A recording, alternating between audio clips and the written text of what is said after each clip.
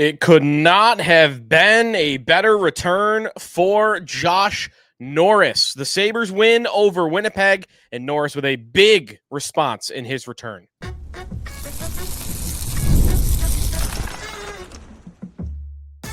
You're Locked On Sabres, your daily podcast on the Buffalo Sabres. Part of the Locked On Podcast Network, your team every day. What is up, everybody? Welcome in to this Tuesday edition of the Locked On Sabres podcast. Thanks for hanging out and making us your first listen every day. Free and available wherever you get your podcasts. You can watch the show on YouTube, like and subscribe us there. You could also be a part of our Locked On Sabres text club if you are not already. Head over to joinsubtext.com/Locked On Sabres here on the Locked On Podcast Network, now the #1 sports podcast network.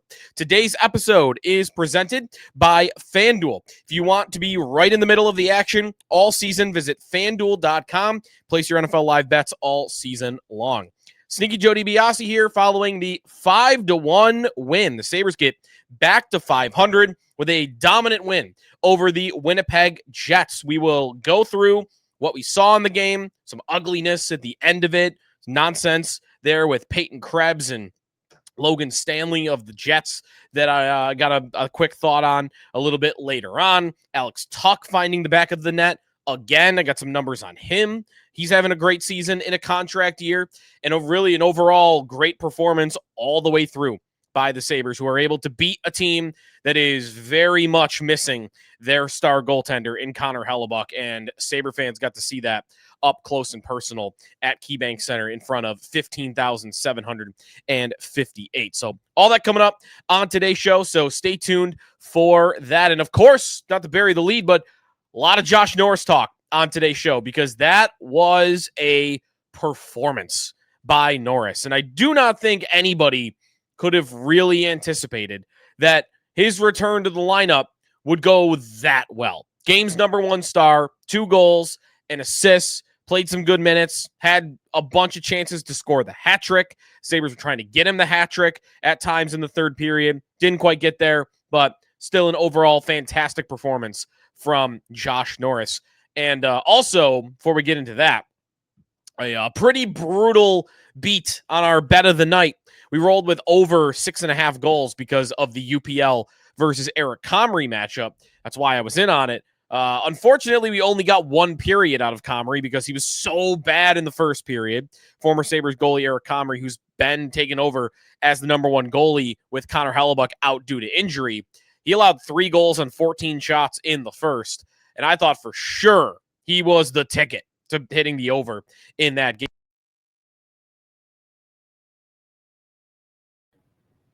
Apologies, got so excited I hit my mic out of my hands there. Thomas Milic comes in, and he performed a lot better than Comrie did. Not that he was tremendous either.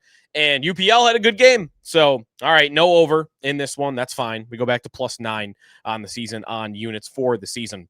The other thing that is kind of funny about this game is the Sabres forced the Jets, who have been underperforming as of late, to hold a players-only meeting after the game. Because those work, right? Those always work. Or those are always a good sign when, hey, coach, out. Get out. Kicked out of the locker room. Paul Hamilton was going down to do his Sabres media yesterday, and he told us that when he's walking down to the locker room, there's the Jets coaching staff waiting outside the locker room. You know, Scott Arniel is the head coach. Like, what's going on here? Like, they kicked us out. You know, players-only meeting. You're not in a good place when you have a players-only meeting. I can't remember the last time the Sabres had a players-only meeting, but, you know, maybe they should try it more often. There was definitely a time when Okposo was the captain. They did it at least once. That was, by the way, that is Winnipeg's 5th loss in their last 6 games. Might be a conversation to be had a little bit later on about Alex Lyon and the Winnipeg Jets, because if the Sabres are going to go down to 2 goaltenders, at the moment, I think Lyon is probably the odd man out. And if you were Winnipeg and you needed a stabilizing 1B backup type goalie to get you through Hellebuyck's injury that's better than Eric Comrie, this guy, Alex Lyon, he's cheap and he's a veteran. They're not going to want Luukkonen because he's expensive and they already have $8+ million committed to Hellebuyck. And they're not going to want Colton Ellis because he doesn't have a lot of experience in NHL. They probably want something a little more stable. So maybe there's a trade idea there with Alex Lyon to Winnipeg for any draft pick, really. Just whatever. A bottom 6 guy, some depth, whatever you could get. That could be a midseason trade that makes sense for both parties. But anyways, Josh Norris, let's get to it because he was fantastic in this game, centering the top line. His line with Tage Thompson and Zach Benson, I think probably went as well as Lindy Ruff could have hoped for. That line was playing together a lot in the preseason and in training camp and looked really good. Norris was almost 2 points per game in the preseason playing on that line. And it does make sense other than like yesterday on the show, I dove in a little bit on why I don't like Norris on that line because it takes Tage Thompson away from center. I do think the Sabres overall lineup is better when Thompson is at center. But if Thompson is going to play on the wing, that line does make sense.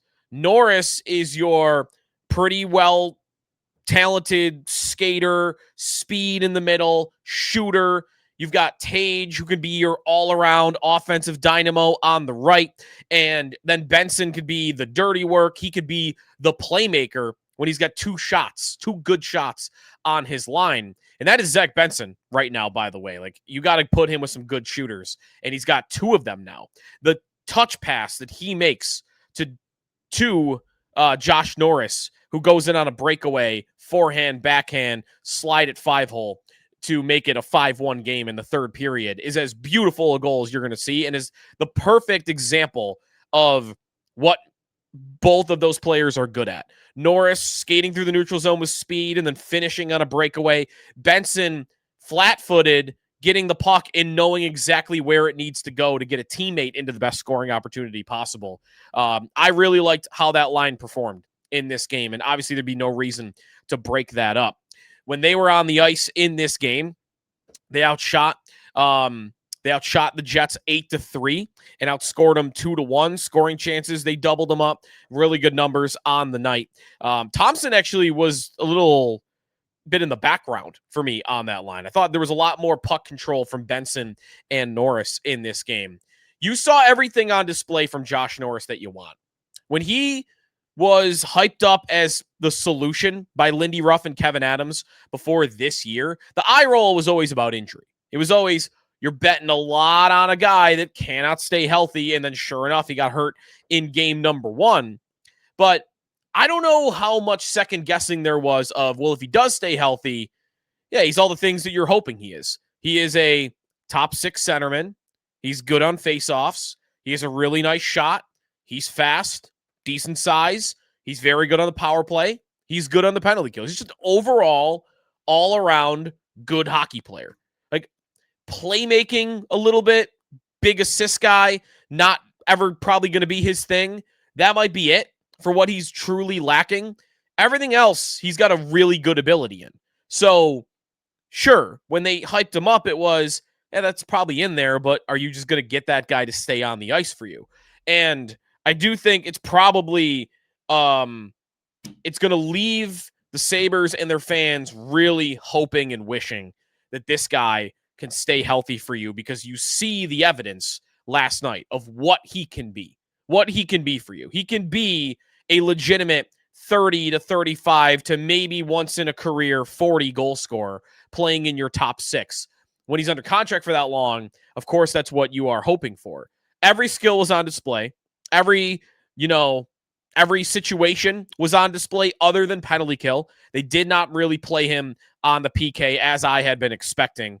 And there's really no need to do it. You're trying to keep him healthy. Why bother having him throw his body in front of slap shots and try to block shots? He actually only ends up playing 15-25. I did ask Lindy Ruff about that this morning, about Norris going forward, if there's any thought to managing him because of the injuries. And he said he even did a little of that last night. Like, third period, after he scored to make it 5-1, you barely saw him after that, and he only ended up playing 15-25 of ice time in this game, almost 3 of which, by the way, was on the power play. So in a closer game and a tighter game and a game in a couple of weeks when he's, stayed healthy for a few games in a row, could you see him playing 20 minutes a night?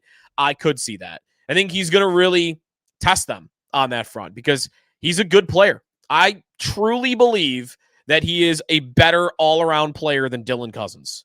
that the whole verdict on whether the Sabres win that trade or not will simply come down to whether Josh Norris is going to stay healthy or not. Because the player I saw yesterday is a better hockey player than what Dylan Cozens is. Flat out.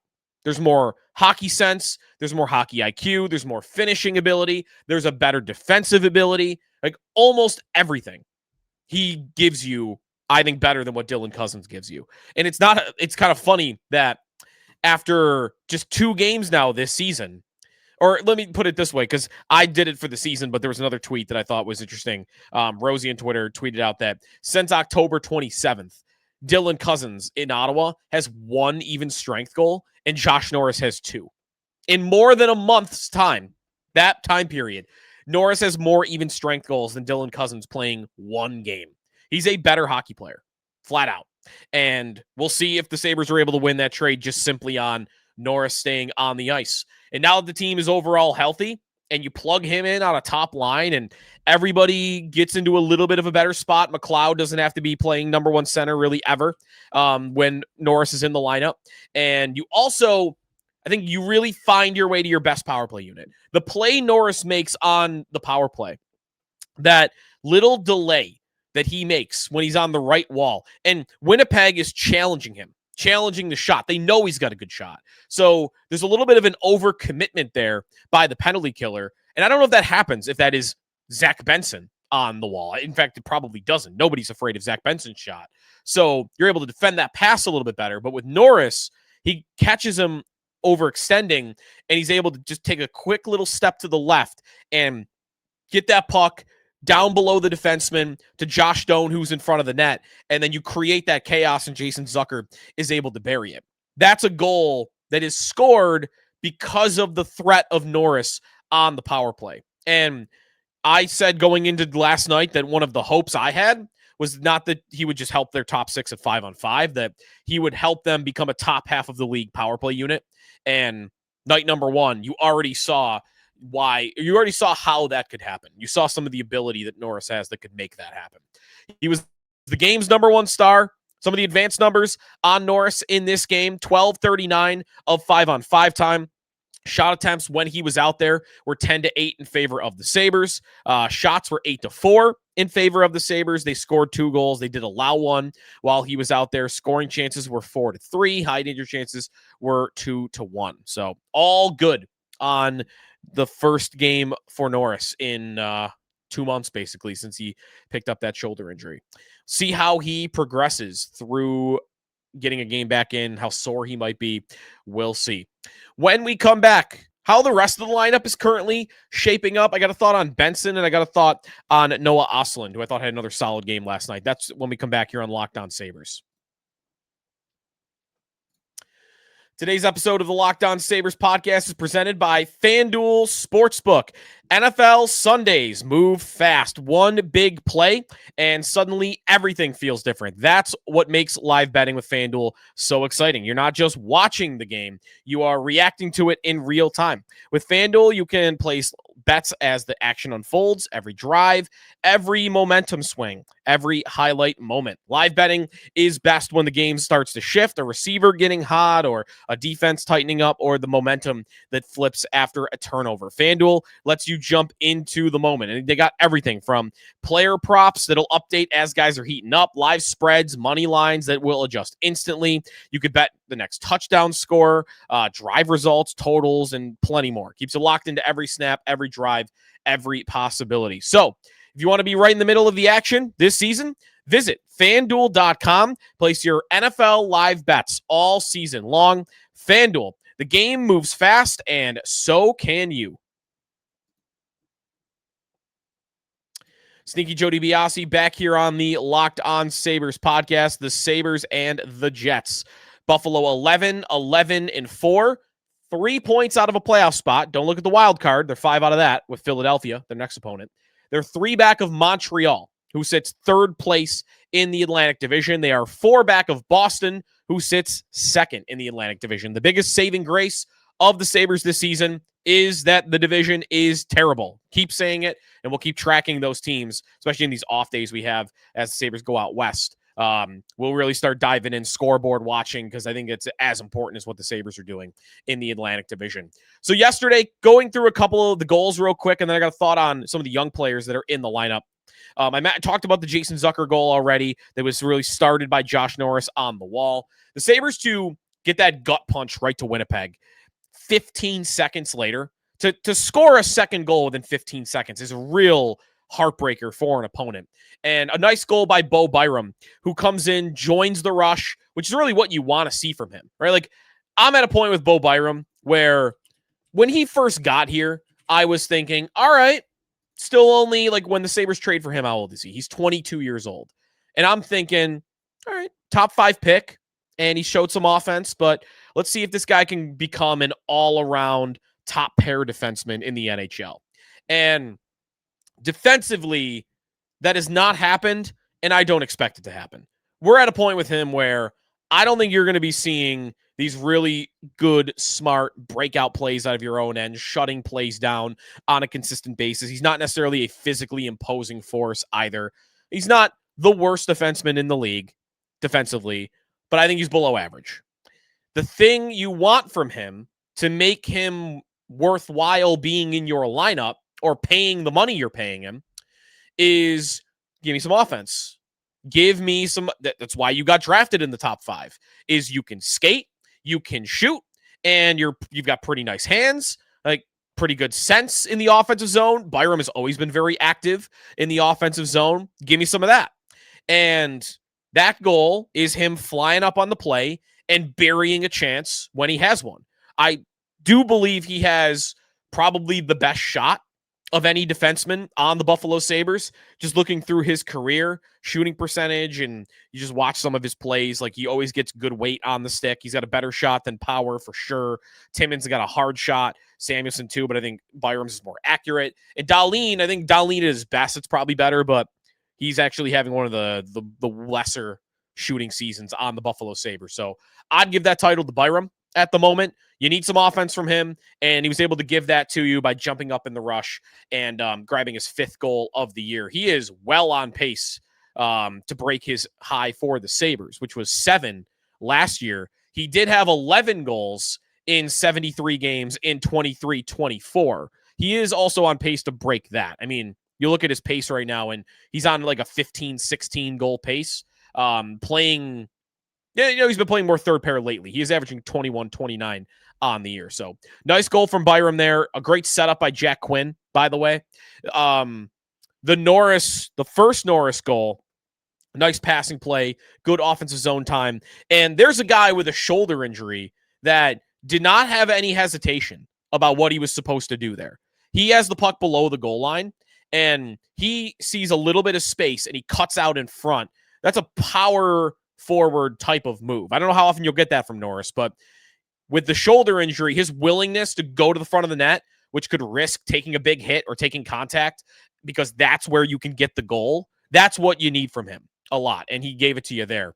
Alex Tuch, tons of speed on his goal. I mean, that is a rush play where there's a breakup in the neutral zone. He gets to it first because he's one of the fastest skaters in the league, honestly, and he's probably the fastest skater of either the two teams that were playing last night. So he gets that puck first. Noah Ostlund, super good skater as well, is able to join him. And the Sabres are coming in with such speed that they're able to create, again, kind of a chaotic situation. The rebound comes in, and before Milic is able to recover, Tuch's able to bank it off him. So a little bit of luck, but I think you're seeing speed there create that goal from your two players, in Alex Tuch and Noah Ostlund, who doesn't even get an assist on the goal, but I think he kind of should have, not technically, but that's a 9th goal for Tuch. Quick number on him.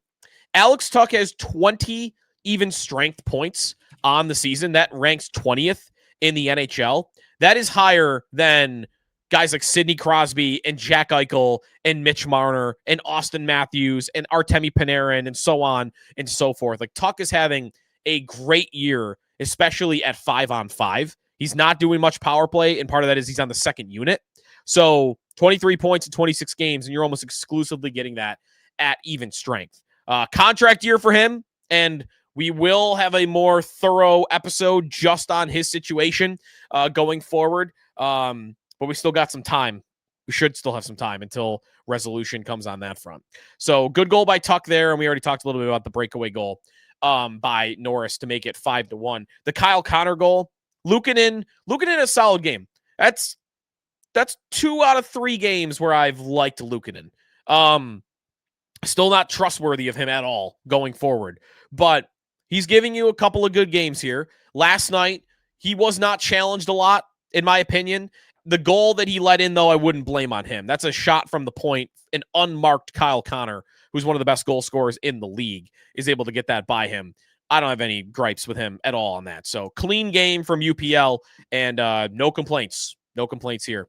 And it'll be interesting what they do going into this trip, because it sounded like it was Colton Ellis's turn, that they're doing a make-it-take-it goalie situation, and that Ellis, who played well in Minnesota, would get this game, but Lindy talked about the back spasms that he had been dealing with earlier in the year and how they were, I guess, sitting on the plane in Minnesota for like 3 extra hours, and they didn't get in until 4:30 in the morning. So he wanted to give Ellis a little extra rest. So I guess that does make sense. It's kind of weird, though, that twice this season it's happened where, Ellis was supposed to start, and then UPL ended up starting. Just a little weird, but I buy it. I buy it because he was dealing with back spasms.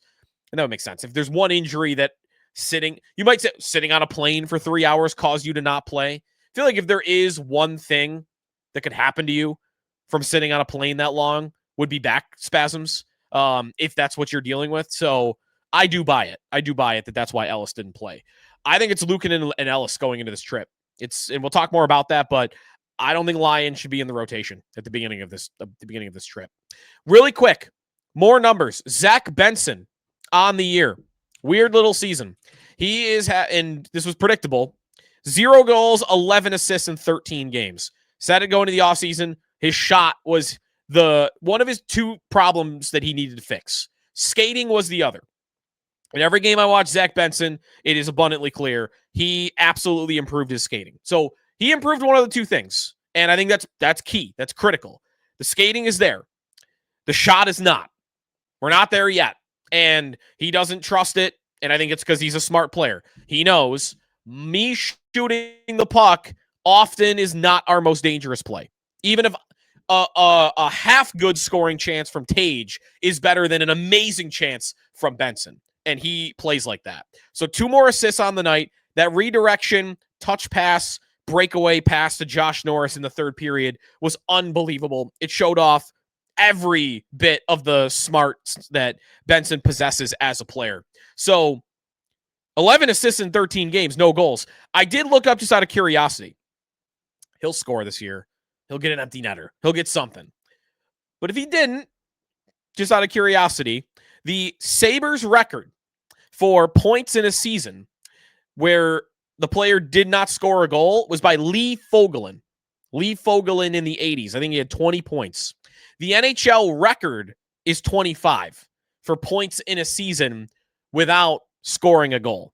Again, I think Benson will score a goal, but wouldn't it be crazy if he just had 0 goals and like 50 assists? His 82-game pace, and part of this because of injury, he's not on pace for this, but his 82-game pace right now is 0 goals and 69 assists, which is funny. So we'll see what kind of year he continues to have, but I don't think it's a problem. I don't think if he scored 6 goals this year, you'll hear me defending him at the end of the year as like, this is a player you should pay, and they got to decide on him soon. This is a player you should pay. I don't care what he scored. Look at his impact on the ice, and look at the assist totals look what he's able to do for his teammates, his line mates. And then one other thing, another great game from Noah Ostlund. The guy's got to stay on the team. And Yuri Kulik's not back skating yet anyway, so I think we have a while here. But Oselin is this team's 3rd-line center. If Tage is going to play wing, I think needs to be the answer. That continues to be the answer. And I do really like him with Tuch. I think, as I mentioned, that goal that they scored yesterday, like those 2, the speed they have, I think they are probably, just look through the lineup real quick, make sure there's not another guy that I'm forgetting. No, I think I want to go with it. I think that the best 2 skaters on the Buffalo Sabres are Alex Tuch and Noah Ostlund. So putting them together and getting that elite speed on your 3rd line, I really like. All right, when we come back, let's take an early look at the road trip before we get into some of the specific matchups on our future episodes. Big test going forward for the Sabres. We'll get to that when we come back here on Locked On Sabres. Today's episode is presented by Drip Drop. When you're hydrated, everything works better. Your focus, your energy, your mood, even your skin. That's why you got to use Drip Drop. It's doctor-developed hydration that'll keep you running at full power no matter what your day looks like. Drip Drop isn't your average sports drink. It delivers 3 times the electrolytes and half the sugar of leading brands using a science-backed formula trusted by medical professionals, firefighters, and over 90% of the top college and pro teams. Use Drip Drop as part of your daily rotation. You mix a packet in the morning for the gym or maybe during a midday slump. Tastes amazing. Get your go-to flavor. Becomes a secret weapon for staying sharp and energized throughout long days. Hydration is non-negotiable. Drip Drop will help you feel sharper, calmer, and honestly just overall better. Right now, Drip Drop is offering our listeners 20% off your first order. So go to dripdrop.com, use the promo code LOCKEDONNHL. That's dripdrop.com, promo code LOCKEDONNHL for 20% off. Stock up now before the heat hits hard and keep your body and mind performing at their best with Drip Drop. Sneaky Joe DiBiase back here on the Locked On Sabres podcast. 5-1 Sabres over the Winnipeg Jets. They pass Florida and Toronto in the standings. 1 team a week. They did 2 there. I want to count it on Saturdays, though. Stay above Florida and Toronto for Saturday. Road trip coming up. Big test. This is going to be a season-defining road trip for the Buffalo Sabres because there is a chance that it goes horribly wrong. 2 wins on the year on the road. They cannot have performances like they've had on the road in this 6-game stretch, which will begin in Philadelphia. So they don't go out west immediately. The first game is the biggest game. That is the team in the Philadelphia Flyers, 31 points in 25 games. They are presently in the second wildcard position at 31 points. So that is 5 better than the Buffalo Sabres are at. Philly this year, I think that's a mid-team. I think they're better probably they've been in past seasons. Danny Briere a little bit on the hot seat coming into the season. I think Philly's a decent team, but just because that's your one Eastern Conference opponent on this trip, that's a big game for Buffalo. And then 6 games after that. And it's on the road. This is their opportunity to prove they can win on the road because their caliber of opponent is not that strong. You get to play Winnipeg again. And we just saw them. Without Connor Hellebuyck, that's not a great hockey team. And Hellebuyck shouldn't be back by then. Then you play Calgary.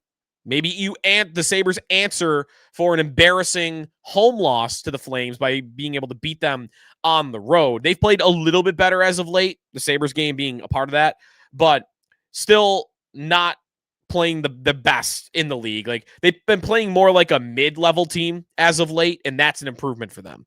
So still a team I think the Sabres should beat. They are second to last in the Eastern Conference and in the NHL still, even with the better play as of late. After that, Edmonton, who has not been themselves this year. They've lost 5 of their last 10. They're not in a playoff spot. Same story as when the Sabres played them last. Then you get Vancouver and Seattle. And neither of those teams, actually, Seattle is in a spot right now, but they've lost a couple in a row, and they're middle of the pack. Vancouver a little bit closer to the bottom. They're talking about blowing it up, actually, in Vancouver. I would say of all the teams they play, there's no single team. There's no Colorado. There's no Tampa or Carolina level team. There's no Vegas. Like there's some teams like that where I would say, yeah, you shouldn't win that hockey game. And you get 6 games here where I don't think that way about a single one of their opponents. Not one. How many points you want out of a possible 12? I would say right now that I would take. What would I sign up for? I think the right number to ask is 7. Would you sign up for 7 out of a possible 12?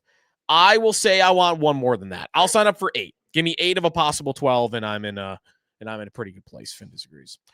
All right, that is going to do it for us today here on the Locked On Sabres podcast. Josh Norris, the game's #1 star. So we'll see how he performs going into this road trip as well. We will talk to you tomorrow looking at the matchup against Philadelphia, the last Eastern Conference opponent the Sabres will play for a little bit. By the way, coincidentally, that's their next home opponent as well, but they're not back home until December 18th. Tomorrow's a TNT game, by the way, early PSA. Talk to you tomorrow here on the Locked On Sabres podcast, part of the Locked On Podcast Network. Be sure to check out Locked On NHL Game Night. They're available on YouTube or wherever you get your podcasts, part of the Locked On Podcast Network. Now, the #1 sports podcast network.